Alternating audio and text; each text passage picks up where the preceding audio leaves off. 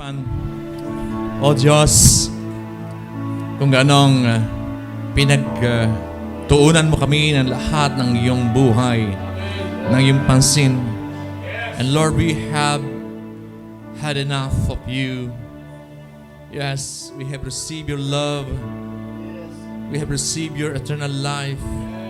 We have received so much blessing, and you have in store for us so much. You have given us your kingdom. Oh, Father, we thank you. Sobra-sobra na, Panginoon, ang ipinagkaloob mo sa amin. But today we realize, oh God, it's no longer about us, Lord. Yes, we know we have an eternal significance. Dapat naming i-pursue sa aming buhay ngayon. Kaya Lord, patuloy po namin, Panginoon, na hinihiling, Banal na Espiritu, ang iyong pagkilos sa aming buhay upang mag-focus po kami, Panginoon, doon sa iyong focus, which is the lost and pursuing our eternal significance. We pray, oh God, that we will be fruitful. We pray, Lord, that we will have that sense of expectation, God, today. We pray, Lord, that we will continue, oh God, to be fruitful in our lives, Lord. We thank you for an open heaven, Lord. Hallelujah. We declare, Lord, there is no limitation, Lord, in our midst. You are a supernatural God, oh God, who is performing right now a supernatural work, oh God. Hallelujah. Thank you, Holy Spirit. We bless your name. Hallelujah. Thank you, Lord. Thank you, Lord. Hallelujah. And as we listen to your word, we believe, oh God, you have fulfilled your promise to us. You have given, Lord, the needs of your people. You have provided for all our needs, Lord. You have healed every sickness and the sickness, of Lord. In the name of Jesus. Thank you, Holy Spirit. Thank you, Lord. We worship you. We adore you. Hallelujah. Give you praise, glory, and honor. In Jesus' mighty name, and everyone say, Amen, amen, amen. Hallelujah. Thank you, God.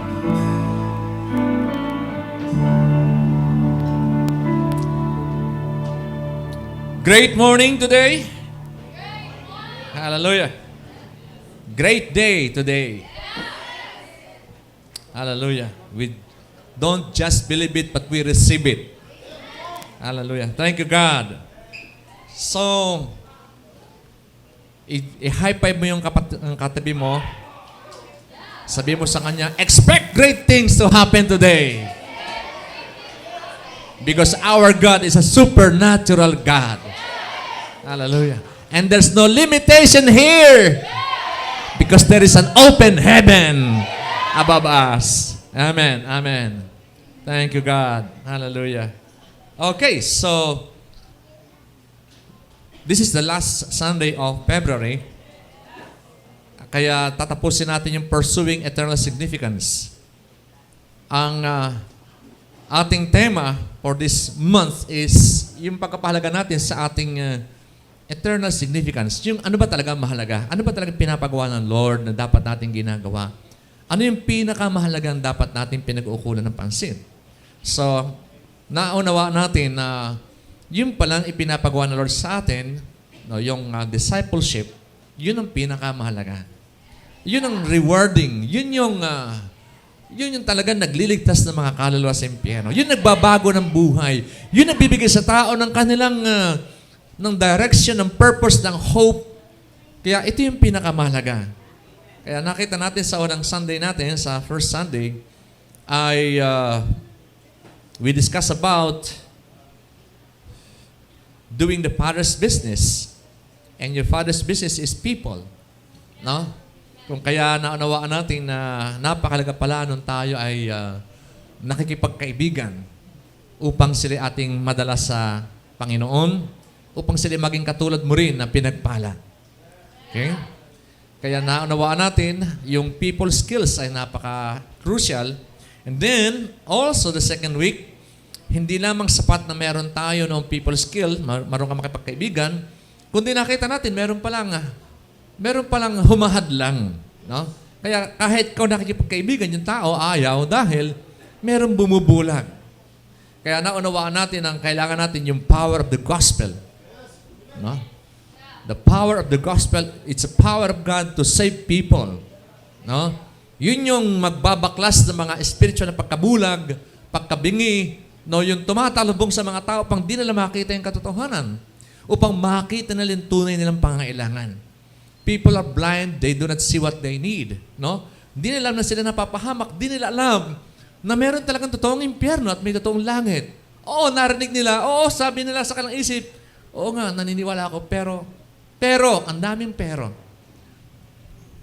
Naunawaan natin na tayo yung magbubukas ng kanilang kaisipan upang makita nila yung need nila. We are not creating a need. We are showing them the existence of their need na kailangan nilang maligtas. Okay? So, noong third week, ay ating pinag-usapan how to create a winning atmosphere. Ayan, nakita natin na napakalaga ng atmosphere because in an atmosphere where people are, alam mo yun, nasa sa the best mood, the best condition, they are bound to make the best decision. Tama ba? Kasi kapag ikaw ay best yung atmosphere, makikita mo na kahit no na, nagiging yes pa. Amen? Ang mga tao ay madali natin ma-win kapag tayo nakikreate ng winning atmosphere. At sabi nga natin last time, wow, let's start it. Amen? Let's start an open heaven. Bayad na eh. Di ba? Hindi naman, we are creating an open heaven. No, it's a fact. It's a reality. Binayaran ng Lord lahat. No, sa cross. Kaya there's no limitation as to what God can do for you and for me. Sabi mo sa katabi mo, bayad na. Bayad na. Grabe, hindi na babayaran pa, bayad na. Okay? Kagalingan mo, bayad na. Kaligtasan mo, bayad na. Pag-unlad mo, bayad na. Yung alam mo, yung success mo, yung victory mo, bayad na lahat yan eh. No? Hallelujah. Kailangan lamang nating, siyempre, paniwalaan at ipamuhay. No? Kailangan natin makita yung importansya, i-connect na natin yung ating ginagawa ngayon sa ating destiny. No? By involving in your Father's business, we are connecting our present reality to our future destiny. No? Dapat, sabi mo sa katabi mo, dapat konektado ka. Konektado yung present sa yung future. Amen? Kasi kung hindi, nako, alam mo yun, and mindset is very important. Tama ba? Kapag meron tayong kingdom mindset na alaman natin yung ating priority, na alaman natin kailangan talaga yung sinabi lang, repentance. We can change the way we think. Why? Because the kingdom is here. And the kingdom is here. Yun ang reality. Alright? Today, ating nga i-conclude ito with a warning. Yung ating team ng pursuing our eternal significance. A warning. At ang title ng ating mensahe ngayon is Tragedy of Barrenness. Ayaw ng Lord na maging baog ka. Baog tayo. Amen ba? Hallelujah. Yes, marami tayong strategy, pero meron ding tragedy. Alright? Kaya dapat maunawaan natin, hindi naman puro naman tayo, alam niyo yun, nahahype tayo, pero ito kinakailangan maunawaan natin, babalansin natin with a warning from the Lord. Alright? So,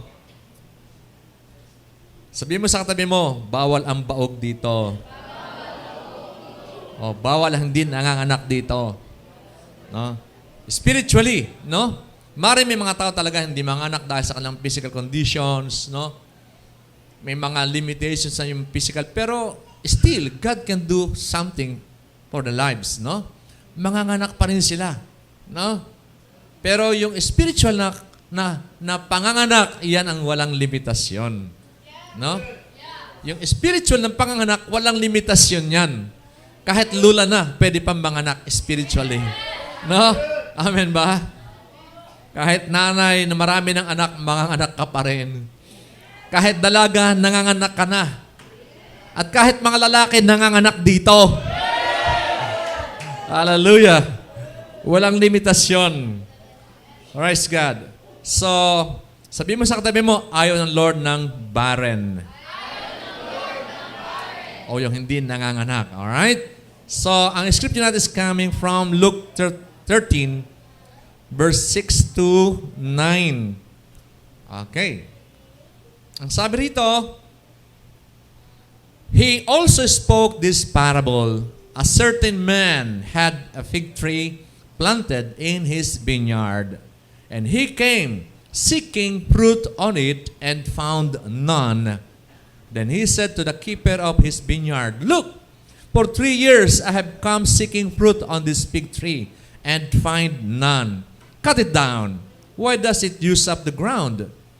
But he answered and said to him, Sir, let it alone this year also, until I dig around it and fertilize it. And if it bears fruit, well, but if not, after that, you can cut it down. Okay? So, ipinapakita ng Panginoon ito yung isang tao, at ito ay ang Panginoon. No? Nagtanim ng fig tree. Wala kasing fig dito sa Pilipinas. Para itong isang uri ng puno na meron itong bunga na ito ginagawa itong para ding grapes na tinutuyo ito, matamis yun, no? Matamis yun at nagtatagal yun, napipreserve para din dates, gano'n, no? Pero iba yung texture niya.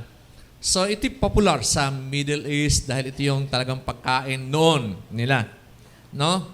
Nakita natin, nagtanim siya ng fig tree sa kanyang vineyard. Sa kanyang ubasan, may isang fig tree siyang itinanim. Okay? At naghahanap siya ng bunga. Walang nakakita. Kaya sabi niya, 3 taon na itong hindi namumunga, ha? No? Dapat namunga na, wala pang bunga. Kaya sabi niya sa nag-aalaga, putulin mo na nga yan. Bakit niya sinasayang lang yung lupa? Hello?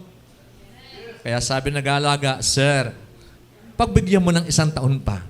At huhukayan ko sa paligid, lalagyan ko ng fertilizer. Pag namunga, okay. Pag hindi, putulin na natin. Alright? So this parable is very, very relevant to what we are doing. Okay? So dapat maunawa natin the terrible consequences of not pursuing our eternal significance. Napaka-terrible kapag hindi po natin nagawa yung ipinapagawa ng Lord sa atin. Merong consequences. Minsan inisip natin, okay lang, pero kay Lord, hindi okay. Alright? So, sa isang magsasaka na nagtanim ng isang punong kahoy, pero alam mo yun, umaasa siya na darating ang panahon, logical lang na umaasang bumunga. Tama ba? Ako po yung nagtanim ng 400 punong mangga doon sa hektarya, sa 4 hektaryang lupa. Yung pong 400 na yon ay nagbunga pero hindi po talaga ganun ka-fruitful. Dumating yung time na talagang binagyo, si Lord na nagtanggal dahil hindi hiyang yung mangga. Yung 400, halos ang natira ay mga 30 na lang ganon. Hanggang sa pinaputol ko na yung mga natitira kasi isipin mo yon, inintake ko na mga 10 taon, nagbunga pero hindi magandang bunga, hindi marketable. And then pinabayaan ko na hanggang sa talagang sure na nagtanggal, tinanggal niya na talaga. No? Isang bagyo lang, ubos yung mga mangga. So, para sa isang magsasaka na nagtatanim, umaasa siyang aani siya. Si Lord, nagtanim din, umaasang siya aani rin. Okay? So, tingnan natin yung kalalagayan ng fig tree na to, no? So, palagay natin na para maging relevant ay sabihin natin na ito isang mangga na lang, ano? Ang hirap isipin ng fig tree. Di ba? Middle East kasi ito eh. Okay? Nagtanim ng isang mangga. Yan. Nagtanim ako ng isang mangga. 400 mangga. Siya isang mangga. Nagtanim sa ubasan. No? So, ibig sabihin yung ubasan, okay eh. Pero itong isang mangga nito ay, sabi nga dito sa ating talata, the fig tree was planted, or itinim natin yung punong kahoy na yun, umaasang bumunga, no? Ito ay deliberately pinagpasyahan ng kanyang wastong pag-iisip. Hindi ito kasi iniipot lang ng ibon at tumubuhi. Itinanim ito. Sadya na itinanim. Okay? Hanggang ito ay tumubo, lumaki, at dumating sa punto sa siya ay kinakailangang magbunga. Alright? So, ating isipin yung buhay natin. Ang buhay natin ay hindi po aksidente. Ito itinanim ng Panginoon. Alright? So, ating isipin na yung buhay natin, para ding yung punong kahoy na itinanim niya sa kanyang ubasan. So, tayo ay nasa ubasan ng Panginoon. Tayo yung mga puno ng mangga na nasa ubasan ng Panginoon. Alright? No? So, God, in His merciful action, itinatanim niya ang bawat buhay. Ikaw, ako, itinanim ng Panginoon. Hello? Sabi mo sa katabi mo, hindi ka aksidenteng nabuhay lamang. May plano ang Diyos sa iyo. Alright? Okay. So, itong katotohanan ito ay makikita natin sa maraming talata sa Bible. No? Mark 13:34, sabi doon, to every man is given a work. Lahat tayo, may ipinapagawa ang Panginoon. Okay? Hindi maaaring wala tayong gagawin. Yeah, may ginagawa nga tayo, pero yung nga, minsan pinipili natin yung ginagawa natin. Minsan yung ginagawa natin, wala namang kasaysayan. Pero ito meron pinapagawa si Lord sa atin. No? At alam natin yon na yung pinakamalagang gawain, ipinapagawa niya sa atin. Ibigay sa atin yung ministry. Alright? Sabi sa Romans 12:4, all members have not the same office. Bahagi ng katawan, sabi nga tayo, bahagi ng katawan, pero hindi lahat ng membro ay pare-pareho ang ginagawa. So may ginagawa talaga. Alright? Romans 13:6, sabi dito, they are God's ministers. Sila ay mga lingkod ng Diyos. So may ginagawa sila, naglilingkod sila. Okay? 1 Corinthians 3:8, sabi dito, we are laborers together. Tayo magkakasama na kamanggagawa. Ikaw, kamanggagawa ka ng Diyos. So, hindi maaaring wala tayong gagawin. By grace naman kahit wala na akong gawin, hindi po tama yon. No? Hindi po tama na wala tayong gagawin para sa kanyang kaharian. Lahat tayo mayroong bahagi. Alright? Sabi nga ni Lord sa John 20:21, kung paano ko isinugo ng Ama, isinusugo ko rin kayo. So, wow! Hindi maaari talagang di natin gagawin yung kung tayo isinugo ng Panginoon sa mundo, ayun ang maliwanag na indikasyon na meron tayong gagawin na ipinapagawa ni Lord sa atin. So, kung papaano ang fig tree o yung mangga nito itinanim, we have been planted in a similar manner in the kingdom of God. So, sabihin mo sa katabi mo, nakatanim ka sa kaharian ng Diyos. Alright? So, yun yung una, no? Di ba? Si Lord pala nagtanim sa'yo. Si Lord. Hindi, lahat tayo merong role, lahat tayo ay merong gagawin. No? Wow. And then, yung second point, the fig tree was planted in a vineyard. Ang ganda ng kanyang place. Isipin mo yung kanyang ubasan, no? Ay nilagay ng isang punong kahoy na kakaiba. Ano ha? Hindi lamang itong halamang ito itinanim, pero nagkaroon siya ng pribilehyo na maitanim sa napakagandang lugar. Hello? Aba, alam mo maraming punong kahoy nagbubunga kahit bakod lang sila. Tama ba? Kahit mga ligaw na puno, nagbubunga Grabe. Pero ito, napaka-privileged naman ito. Nanduro pa sa gitna ng kanyang ubasan. Ang ganda ng lugar. Tama ba? So, hindi aksidente na siya nanduroon. Sinadyang, itanim siya sa vineyard. Isang privileged location. Hello? Hindi siya binakod lang tapos nagbunga. Hindi haphazard yung kanyang pagkatanim.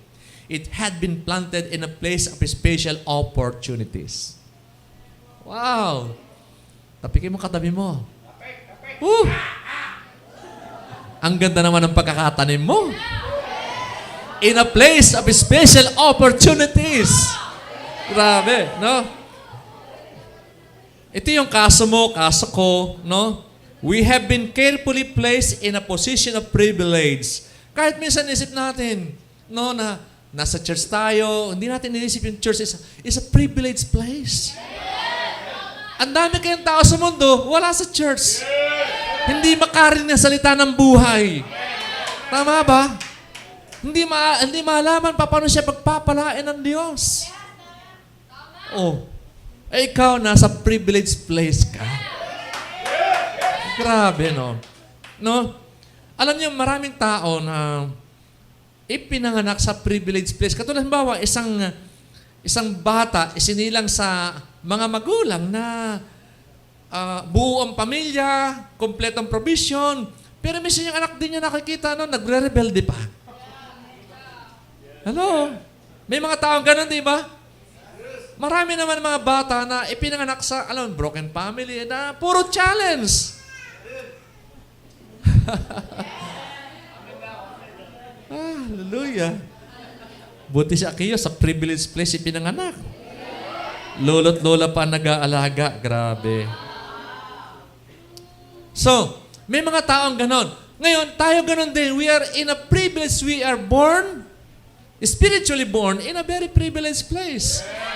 Isang lugar na kung saan tayo ninonourish, di ba?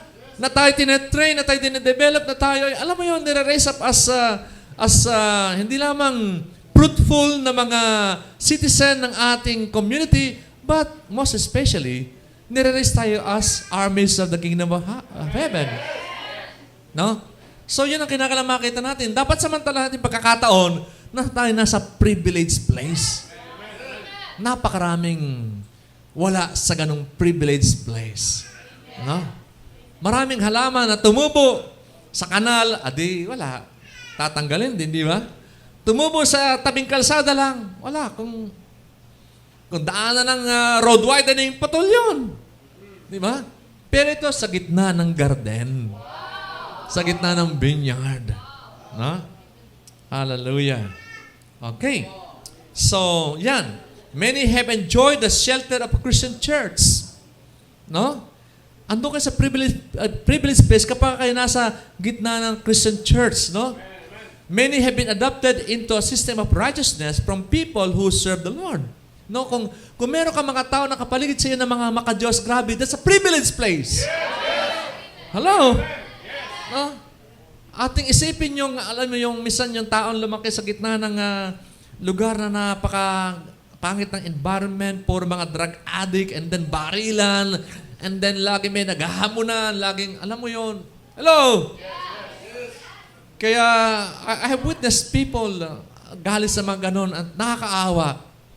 Pero eto, andito tayo, at least twice a week, andun tayo sa privileged place where we can receive ministering and the word of life. No? Many have been safeguarded from the challenges of life. No? Mga hamon sa buhay, napoproteksyonan sila ng mga spiritual parents who fear the Lord. Yan. Grabe kung may cell group ka, you're so privileged. Nasa cell group ka. May leader ka nagpe-pray sa'yo. May leader ka nag-aalaga sa'yo. May leader ka nagmamahal sa'yo. Ano pang hahanapin mo? Tapikin mo katabi mo, ano pang hahanapin mo? Woo! Labis-labis yung ating pagpapala. Hallelujah. Bumabaha yung pagpapala sa atin eh. Yung salita ng Diyos na patuloy na binabago yung ating pananaw, yung ating buhay binabago. Lahat sa atin nababago, di ba? We're so privileged. So you and me are like the fig tree na itinanim sa vineyard. We have been surrounded with many spiritual opportunities and blessings. Yes, yes. Wow. Hallelujah. Di ba? Napakaraming spiritual opportunities and blessing na nanggagaling dun sa vineyard na yon. So sabihin mo sa katabi mo, take advantage of those spiritual opportunities. Hallelujah. Grabe, grabe. The church is the vineyard that God has planted. Church yun eh. Yung vineyard ni Lord. No? Yeah. Ano pa makikita niyo ibang vineyard na kung saan napakayaman ng pagkapala ng Panginoon? Sa mall, wala kang makikita roon. Magagasasan ka lang doon. Magkakasala ka lang doon. Dahil marami kang makikita roon. Maakit ka lang. Di ba? Hallelujah. So, ayan. Pagka church yan ang vineyard, yan ang pinagtaniman sa'yo. The Lord digs around the trees, no? Hinuhukayan sa paligid at pinefertilize. Wow! Kaya ang gayabong ninyo di ba? Bakit? Sagana sa fertilizer eh. Amen? Hindi lang spiritually, pati physically, nakikita yung pagpapala. Tapikin niyo katabi mo, kapatid. Doble pagpapala, di ba? Spiritually na, physically pa. Woo! Hallelujah. And then, hindi lang yan, alam nyo, kapag ang isang puno kahoy nagbubunga, pinuprune ni Lord yun. No? God takes time to prune it para lalong maging mabunga. Di ba? Kaya kapag ka nare-rebuke ka, medyo napagsasabihan ka, pruning yun eh. Pruning para hindi ka maging praning. Kasi kung walang pruning, mapapraning. Di ba? Naliligaw ng landas. Hallelujah.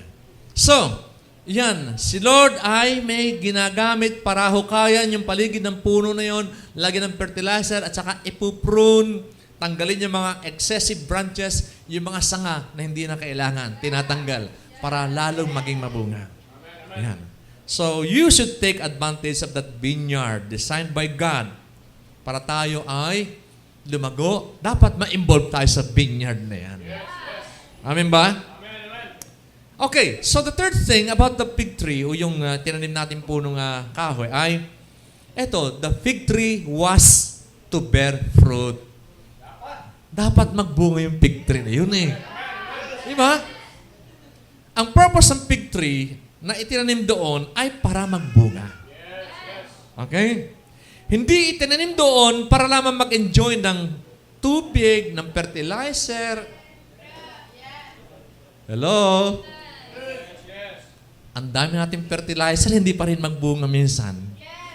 Aba, tapikin mo katabi mo, kapatid. Nag-enjoy ka ng watering, ng fertilizing. Diba? Pamper na pamper. Diba? At saka yung painful process of pruning. No? The fig tree was placed there for one reason, that is to bear fruit. Hello? Ayan. So God never planted or planned any of our lives to be lived, earned, and consumed on ourselves. Hindi nais Lord. Hindi plan Lord na tayo itinanim sa isang magandang lugar tapos we just waste our lives on ourselves. Mabuhay tayo para sa sarili lamang. Alam mo yun? Hindi ganun eh. Ang buhay natin hindi para sa ating sarili lamang. May reason yan. Alright? Bakit? Kasi yung tao na bubuhay para sa kanyang sarili will end up leading a very shallow existence. Napakababaw ng kanyang existence. As a matter of fact, I would say, he's not living at all. He's just existing. Tama ba? Pagka isang tao ay pagka ang isang gamit, walang gamit, it's just existing. It's not living. No? Kaya malaking pagkakaiba. Buhay ka kung nagagamit ka. Hallelujah. Amen? Napakababaw ng unawa natin sa buhay kapag hindi tayo nagpapagamit. Pagka hindi tayo nagbubunga. So, God never had an intention for our lives to be useless and heartful. Hindi tayo nabuhay para manakit. Alright? Hindi tayo nabuhay para tayo ay laging nakasandal. Kundi, nandito tayo para tayo naman ay umangat din, mag-angat, magbuhat. Hindi pabigat, magbuhat. Hello? Hindi tayo dito para tayo pumigil o maghinder, kundi upang tayo tumulong. No? Hello? Andito tayo para tayo tumulong. Hindi yung hadlangan. Yung ating mga, hindi, huwag kang punta ng church. Huwag kang pupunta. Wala kang mapapala dyan. Hindi, we are here to help. Come. Invite them. No? Lead them here. No? Turuan natin sila. Okay? We are here to get involved in the greatest calling of mankind, and that's doing the will of God. Yun ang reason bakit tayo nandito. Yun ang reason bakit itinanim tayo ng Panginoon sa isang very privileged place. Okay? So, ayan. Dapat pala nagbubunga. Sabi mo sa katabi mo, dapat pala nagbubunga. No? Sinadyang itanim. Hindi lang sinadyang itanim.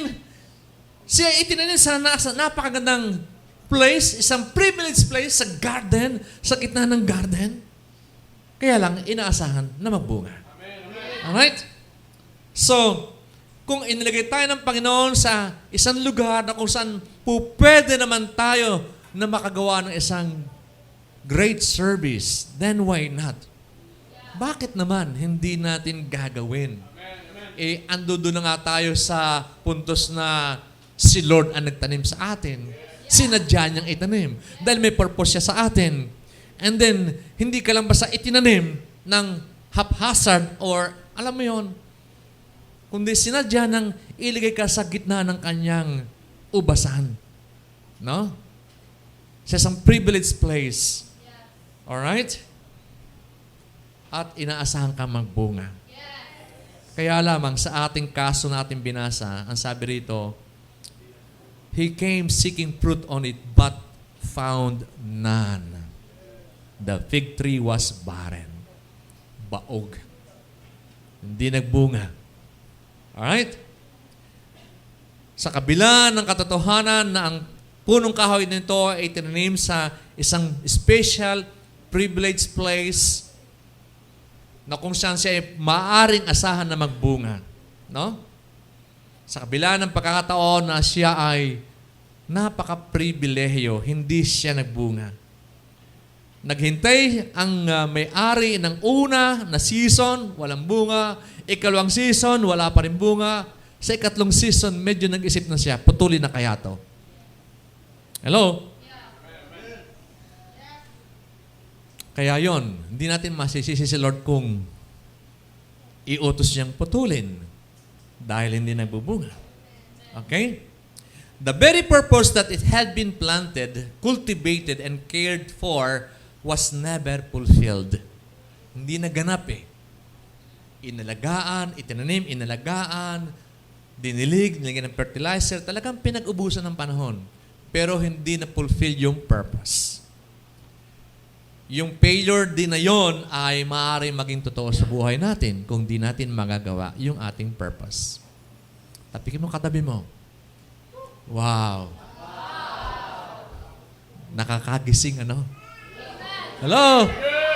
Nakakagising ba? Tapikin mo katabi mo, nagising ka ba? Kayo dyan sa likod, nagising ba kayo dyan? Sumigaw kayo! Hallelujah. Grabe, no? Nakakagising talaga to. Delikadong maputol. Hallelujah. Hallelujah.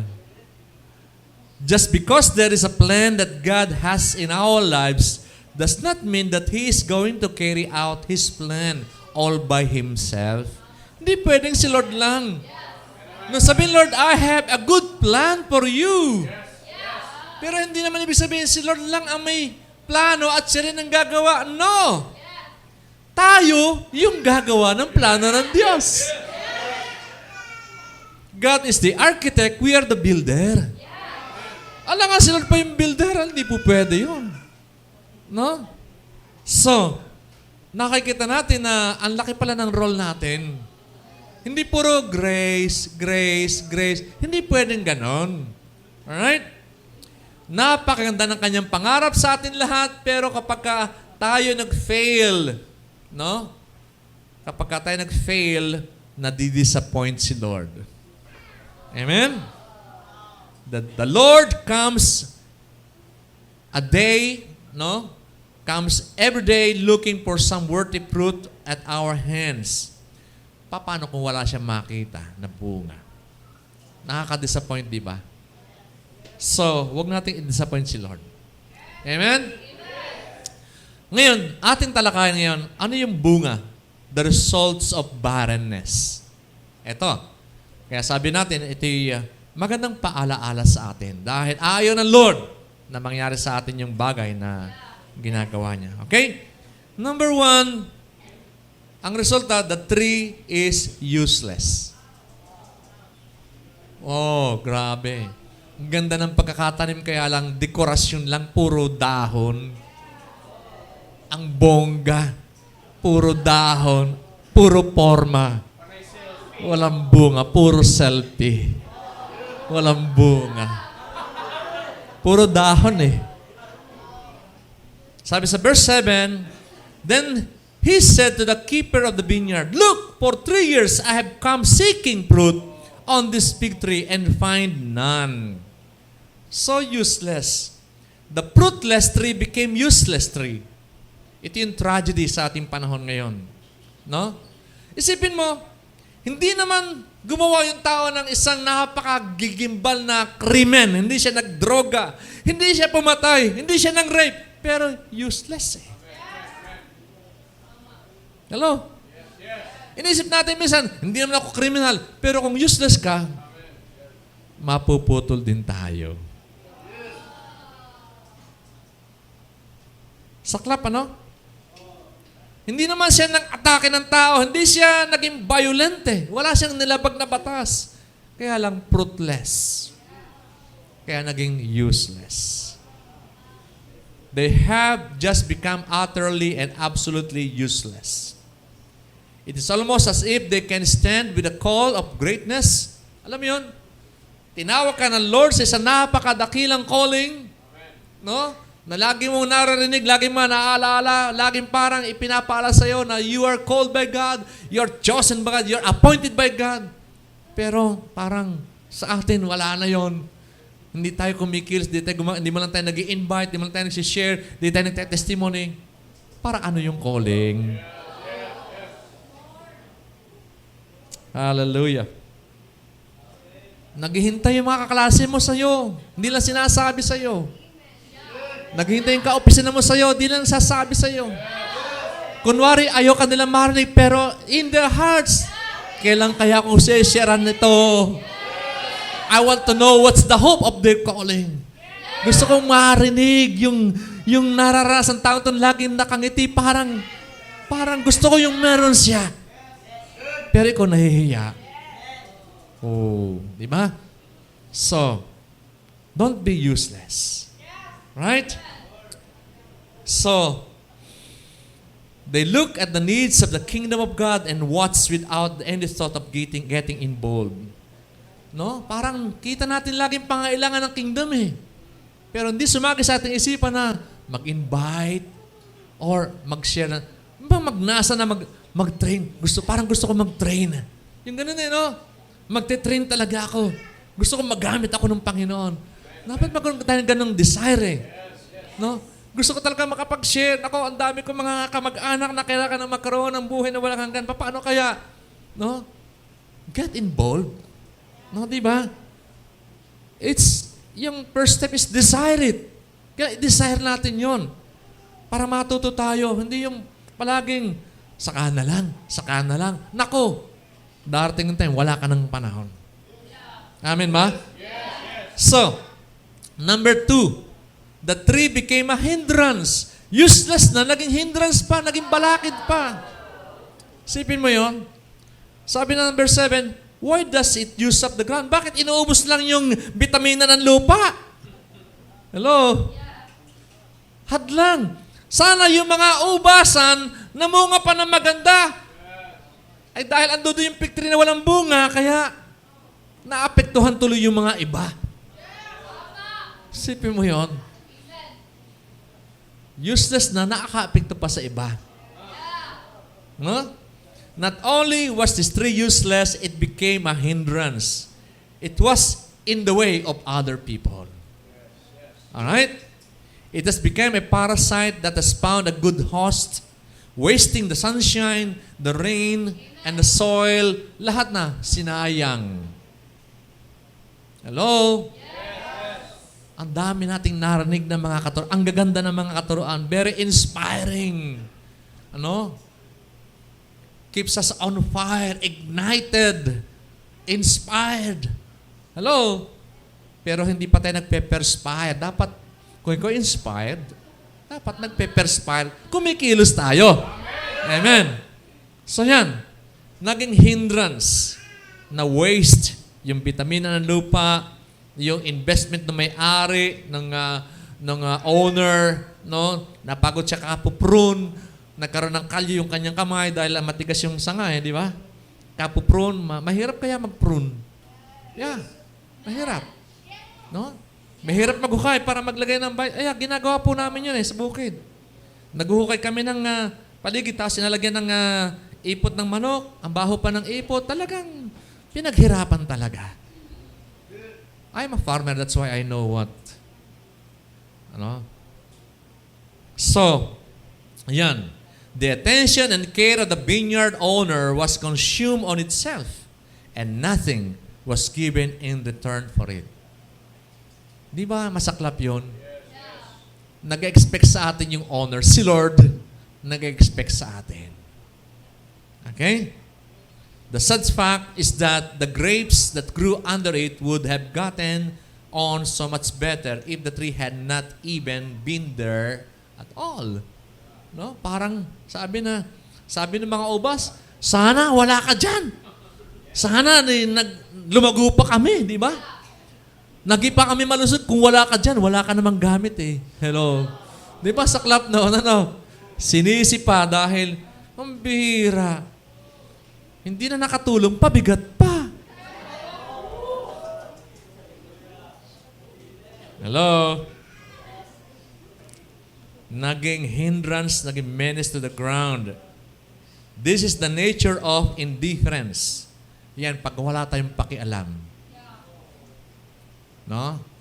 Sunday in, Sunday out, narinig natin yung mensahe ng Diyos, pero wala pa rin tayong pakialam. Get involved. Dapat may involved tayo. No? Magtanong kayo, ano bang may tutulong ko, leader? Ano, pastor, na magagawa ko? Anong pwede kong gawin?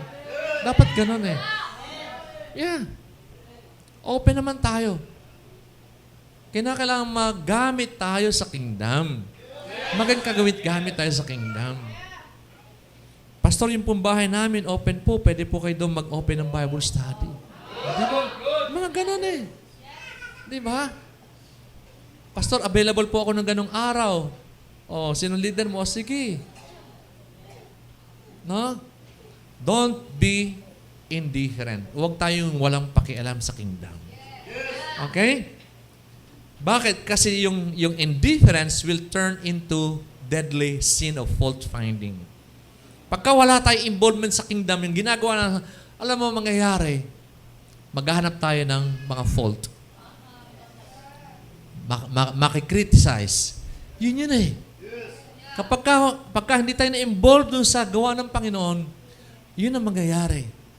Makikita natin, yung kisa may butas, para ang daming daga dito, ang daming ipis. Ganun. Hindi natin nakikita yung mga kaluluwang naliligtas. Hindi natin nakikita yung pangailangan na yung aking kapitbahay, kailangan nilang kaligtasan. Dapat makita natin yon. Alright? So, mahirap kapag gano'n nangyari. And then number 3, the tree gets cut down. Verse 7 pa rin, for 3 years I have come seeking fruit on this fig tree and find none. Cut it down. Putulin na nga yan. No? The final result of barrenness ay yung kahoy na yun ay mapuputol. Sino ba talaga nagpuputol noon? alam nyo, in reality, hindi naman talaga si Lord ang nagpuputol noon. Ang nangyayari po, it's an overflow of the natural law. Alam nyo, kapag kay muscle hindi ginagamit, nag-a-atrophy. Sabihin, kapag ang kamay mo hindi mo ginagamit, mamamaya titigas yan, mag-a-atrophy yan. Hello? Totoo po. Pag meron kang bahagi ng katawan hindi nagagamit, namamatay. Yeah. So it's natural law. Kapag ka hindi nagagamit, no? The eye that does not see will soon become blind. The ear that does not hear will soon become deaf. The right hand that refuses to serve will lose its skills. Kahit anong galing mo mag-drawing, pag di mo ginagamit, mawawala yung skills mo. Hindi na pa-practice eh. Tama ba? Yung basketballista, hindi na naglaro ng mahabang panahon. No? Wala, nagiging bamban sa ano. Di ba? The family that refuses to produce children will die. No? So nakikita na ito yung natural overflow of the natural law. The church that failed to evangelize will die. Yun din. Di ba? Pag hindi natin ginagawa yung ating layunin, it will die. Pag di na tayo nag-invite, the church will die. No? So nakita natin, no, na the nature of barrenness is that it will not immediately result in immediate judgment and destruction, kundi ang judgment talaga ay may panahon, naghihintay lang, and then suddenly it will come. Hello? Kaya mahirap na maabutan tayo ng Panginoon na tayo nasa stage of barrenness. Diba? Pero alam mo, nakita natin dito yung sinasabi ng vine dresser. Let me work with it for another year. Ito pa, parang, si Lord ganun din, yung bigyan ko pa ito ng isa pang pagkakataon. Isa pang pagkakataon. Isa pang pagkakataon. Grabe si Lord, ano? Kaya lagi si Lord na merong, alam mo, may pakiusap pa na, Father, wag mo nang putulin yan. Isa pang pagkakataon. Isa pang pagkakataon. Malay natin na this time, kikilos na. Magbubunga na. Hello? Grabe si Lord. Ginawa niya na lahat, pero wag natin bayan namang gawin niya lahat. Amen ba? The fact that we have been spared of our uselessness doesn't mean that this law is forgotten. Hindi maaring, hindi rin mapuputol. No? Bagamat si Lord ay napakamahabagin at palaging, Father, mercy. Hindi palaging ganun eh. Darating yung time, meron ding judgment na darating. Okay? Alright. God is doing His very best to pull the potential out of us before it's too late. Amen po ba? Andiyan yung leader mo. Tinutulungan ka para lumabas yung potential na yon. Magamit sa kanyang kingdom. Alright? Whatever you do, don't be blinded by the mercy of God and think that God is pleased with the state of life that you are presently in. Kung di pa tayo nagbubunga, well, ano pang hinihintay natin? No? Let's train. Let's desire that one day I will also bear fruit. Isang araw magbubunga din ako. Hindi po pwede ito. Kinakailangan magbunga ako. Amen? So, in conclusion, ang sabi ng Banal na Kasulatan, how can we escape? How do we escape this tragedy of uselessness, of being a hindrance, and of being cut down? Kailangan po repentance. Lord, akala ko okay na ako. Pero I realize I have to desire. I have to serve. Kailangan ko lang magbunga. Na? Kailangan natin na magbunga. Okay? Dapat mapasa atin yung puso ni Nehemiah. Sinasabi ni Nehemiah, I'm doing a great work that I cannot come down. Dapat ganun tayo eh. Napaka halaga ng ginagawa natin. Hindi tayo pwedeng paistorbo, paabala. Amen ba? Hallelujah. Fruitlessness calls for distraction. Kaya, kung gusto mo na iligtas mo yung buhay mo sa distraction, then, yung uselessness na yun, alisin natin sa buhay natin. Amen po ba? Tayo pong lahat ay tumayo. God is calling us to be fruitful. Itinanim tayo ng Lord, sinadya niya yon. Ang buhay mo ay itinanim ng Panginoon.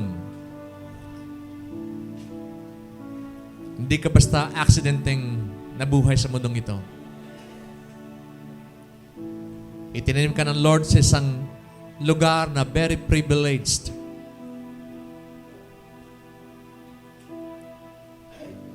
Nasa Lord na ikaw ay lumago, matuto, ma-equip, ma-train, dahil merong hinahanap sa'yo si Lord.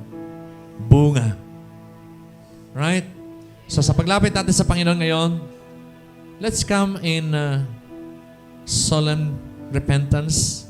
Kung di pa tayo talaga nakapagbubunga man lang, di man lang tayo nag-i-invite pa, di natin ninasa na mag-train, it's time for us to really say sorry to God, and then ating hilingin sa Panginoon na tulungan tayo para magawa natin yung pinapagawa niya. Okay? Can we raise our hands to God? Panginoon, kami po ay patuloy na nagpapasalamat sa iyong salita na nagpapakita sa amin, Lord God, ng isang trahedya na maaaring mangyari kapag hindi kami nagbunga. Maraming salamat po, Panginoon, sa iyong paalaala, sa iyong warning upang makita namin ang aming mga sarili at gawin po namin ang marapat. Diyos, patawarin mo po kami kung kami man po, Panginoon, ay doon sa ganong stage of fruitlessness. Dalangin namin, Panginoon, ang iyong pagtulong sa bawat isa. God, na maging kami fruitful, magkaroon kami ng adequate training. Una sa lahat, Lord, ilagak mo sa puso ng bawat isang desire, God, to be fruitful, Lord. Yes, God. Salamat po, Panginoon. Amin na po, Panginoon, tinatanggap, Lord, ang iyong tulong. Natutulungan ang bawat sa Panginoon para kami, Panginoon, ay mag-desire, maging fruitful at maging kami fruitful in the coming days. At para sa mga fruitful, Panginoon, aking dalangin, as you prune them, alam ko, Lord, na ang pruning hook mo ay patuloy na kumikilos upang tanggalin ang mga sanga na hindi na kailangan upang lalo pang maging mabungang bawat isa. O Diyos, dalangin po namin, Panginoon, patuloy mo, Lord God, na gawing mabunga ang bawat isa. We give you all glory, honor, and praise in Jesus' mighty name. And everyone say, Amen and Amen. Hallelujah. Praise God. Thank you, Lord. So, kung meron po tayong first time dito na ngayon nakarating, we would like for you to raise up your hands. Pakitas po ng kamay kung meron po tayong first time. Yeah, praise God. Salamat po. Alam nyo, mahal na mahal tayo ng Diyos. God loves you so much. And God wants you to be connected to Him. Right? Nasa Lord na makonekta tayo sa Kanya. Okay? So, I would invite you to come here sa unahan. We will pray for you and pray with you para maranasan po natin yung pangako ng Diyos sa atin. Bago tayo magbunga, nasa Lord na makonekta muna tayo sa Kanya sa kaparaanan ng pagsusuko ng ating buhay. God wants us to surrender our lives to Him. Kasi maliban na isuko natin ang buhay natin sa Kanya, then hindi tayo connected sa Kanya. Sabi nga niya, He's the vine, we are the branches. Dapat connected tayo sa Kanya para maging tayong fruitful. Unang-unang pangako ng Diyos sa atin, buhay na walang hanggan. Gusto na Lord na magkaroon tayo ng katiyakan ng buhay na walang hanggan. No? And only one thing na sinasabi Lord sa atin, yung pagsusurrender natin ng buhay natin sa Kanya. Una sa lahat, ang buhay natin sa Kanya naman talaga. Kaya lamang sometimes, di natin nare-recognize na siya yung source ng buhay natin. Okay? So, ang gagawin po natin tayo mananalangin sa Panginoon, sundan niyo po ang panalangin ito. Ipikit natin ating mga mata. Let's be sincere to God. Bow down our heads. Close our eyes. Itaas po natin ang kamay natin sa Lord. Tanda ng ating pagsuko sa Kanya. At sabihin po natin ang panalangin ito with sincerity in our hearts, no? Ulitin po natin ang panalangin ito. Sabihin po natin Panginoong Jesus. Come on, sabihin natin, Panginoong Jesus, maraming salamat po sa iyong pag-ibig sa akin. Ikaw po'y namatay sa krus, nagbuhos ng banal mong dugo upang ako'y tubusin at patawarin sa lahat ng aking mga kasalanan. Inaamin ko po, Panginoon, na ako po'y isang makasalanan. Patawarin mo po ako, linisin mo po ako, at tubusin mo po ako sa lahat ng aking mga kasalanan at sa lahat ng mga sumpa na kaakibat ng kasalanan. Binubuksan ko po ang aking puso at dito'y inaanyayahan kita. Panginoong Jesus, simula po ngayon, ikaw ng aking sariling Panginoon at sariling tagapagligtas. Manahan ka sa aking buhay. Isinusuko ko na po sa iyo ang aking buong buhay at pagpapasya. Simula po ngayon, ikaw ng Panginoong susundin. Maraming salamat po at tinatanggap ko po ang iyong libreng handog na buhay na walang hanggan. Ito po ang aking dalangin sa iyong makapangyarihang pangalan ni Jesus. Amen. Amen.